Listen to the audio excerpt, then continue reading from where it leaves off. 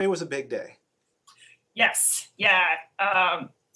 I think the initial report was something in the order of like 40 plus people on the ice. And by the time we showed up, that had kind of been revised upwards. And I think the final total was something 60 plus, maybe 66, I think was the official toll. Yeah, so there were a lot of people out on the ice there. And it was a very large crack that, ran north-south and just took a huge sheet of ice and pushed it right out into the bay. So, and you're a pilot? Yes. Okay. Yep. And what is if I could backtrack a little bit, if I could have you say and spell your name and give your title, your rank. Yeah, so rank is lieutenant, typically abbreviated capital LT. And first name, Aaron, ERIN. Last name, Nolan, NOLAN. And I'm a pilot here at Air Station Traverse City. Okay. So if you could just kind of walk me through everything, like what was going on through getting the call and how did all that work?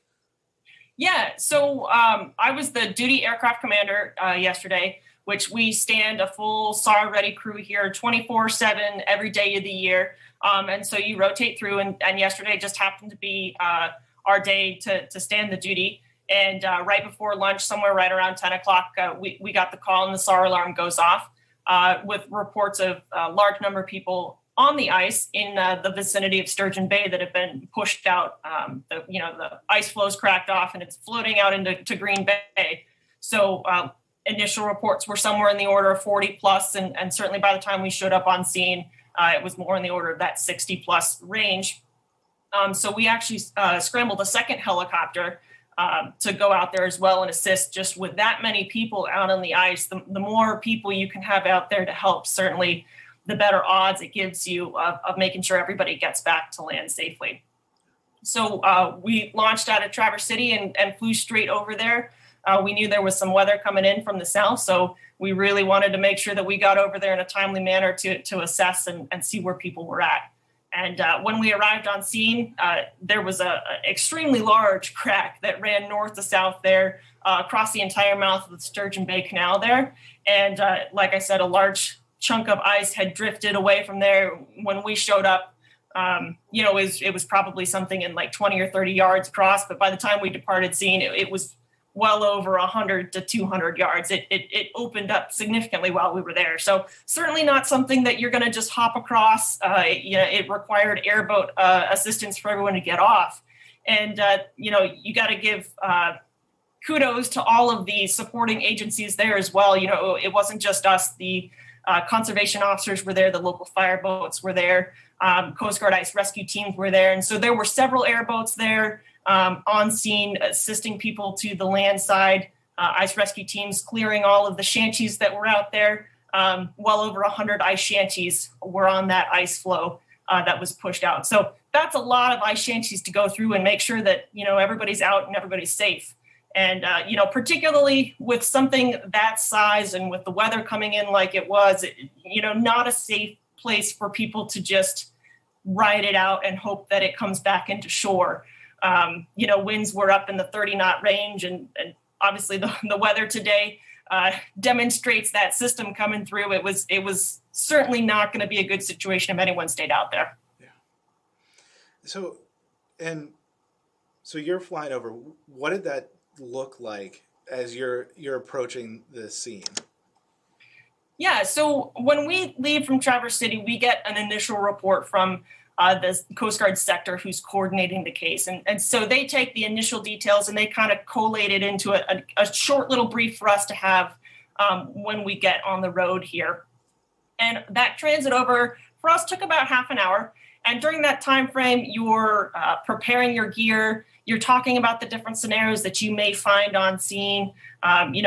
Game out, what are we going to do if someone's hypothermic or needs, has a medical emergency? Are we going to address those? How are we going to triage people and address the wide variety of things that you may find when you get on scene? So the more you can talk about that and be on the same page as a crew before you show up on scene, the faster you can get right into assisting people when you do show up. So coordination is critical anytime you're going to do a an operation like this. And so you've got the pilots up front, but also the flight mechanics and the rescue swimmers in the back who play a critical role. They're really sort of the frontline people who are directly interfacing with the folks down on the ice. So you've got to make sure that everyone's on the same page and we all have a shared understanding of what this is going to look like when we show up on scene.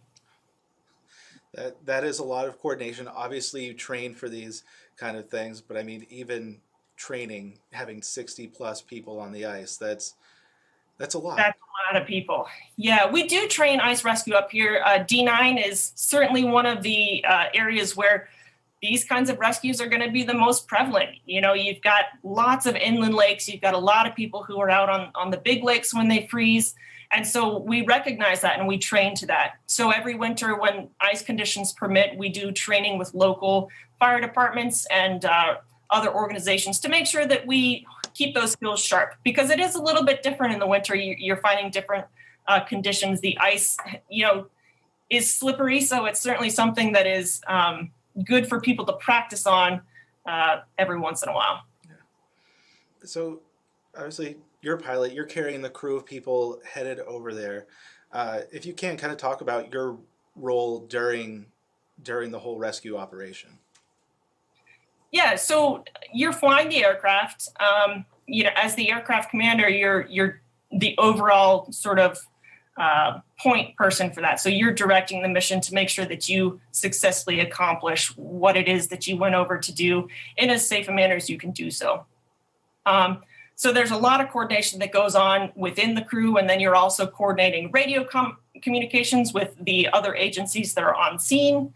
And you've got sort of a good overall picture of what's happening, so you can address things that may pop up, So you're directing traffic. You're in charge. You're lead on this, making sure that everybody's where they're supposed to be, doing what they're supposed to do. How do you keep your calm? It gets really busy, particularly with a rescue of this magnitude, with so many other folks helping on scene, which is great to have, but certainly requires a lot of coordination between people. So you're talking to airboats on scene, you're talking to the other helicopter who's in the area with you, you're also talking to Coast Guard sector who's also documenting and running cases and making sure that everybody does make it off safely. So you compartmentalize, you deal with things as they come one by one, and then you triage, if you will. So these are the most important things that need to happen right now. This is a communication that can wait, and you move through at that kind of pace, I guess. Yeah. And from your vantage point, because you're literally overhead, seeing how things are happening, is it easier for you to see some possible issues and help people address that, of seeing either how things are drifting, and like that gives you a special perspective on how to navigate and how to direct people? I think it certainly gives you a different perspective, for sure.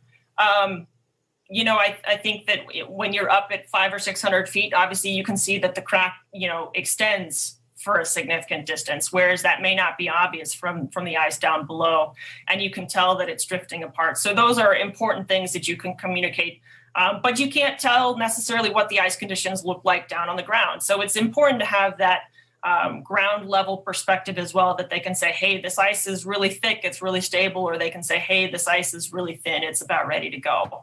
And that's obviously something you can't tell from the air. So both pieces of that are really important.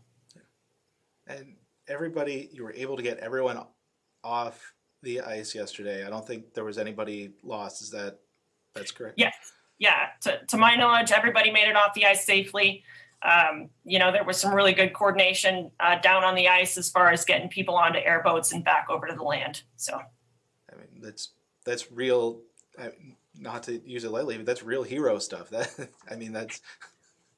We try, that's the one thing I love about the Coast Guard is you train for this stuff. And then when you get to go put it into action, it's stuff that you feel good about doing at the end of the day. So, we like to do this kinds of things. Obviously we don't want anyone to end up in that sort of position where they need us to come help. But when that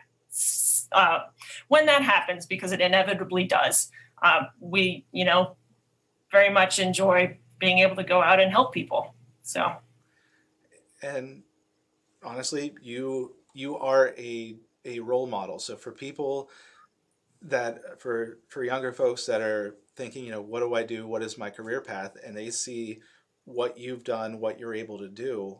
What kind of advice would you offer them to follow in your path? I would say that, find something that excites you, that makes you want to go charge after it, and use that as a cue to guide your life. And, for me, aviation has always been something that I really enjoyed. So I, worked hard in school, did the math and science classes that help make you successful. And, I said, hey, I don't want a desk job when I get out of college. I wanted to go do something, see the world. And for me, the Coast Guard was a great fit. So, that was something that excited me. I chased after it, and it's been pretty good so far. Certainly can't complain. I'd say so. And just from everybody, thank you for doing what it is that you do. It's our pleasure. I think that all of us get tremendous personal satisfaction out of being able to help fellow citizens and serve our country. So, is there anything about yesterday or just overall that we haven't touched on that you think is really important or worth mentioning? So I would say that, it's important to touch upon just basic ice safety, sorts of topics. If you're going to be out on the ice, make sure that you have all of the gear you need to be out on that ice for a prolonged period of time. So that's warm weather gear. Please make sure you're wearing your life jacket. Have some ability to self-rescue if you do fall into the ice. And be aware of your surroundings. Every once in a while, look up and see where you're at. Are you still in the same position you think you are? Or is your ice shifted to the south a little bit? Just be aware of your surroundings, and that's going to help you out down the line.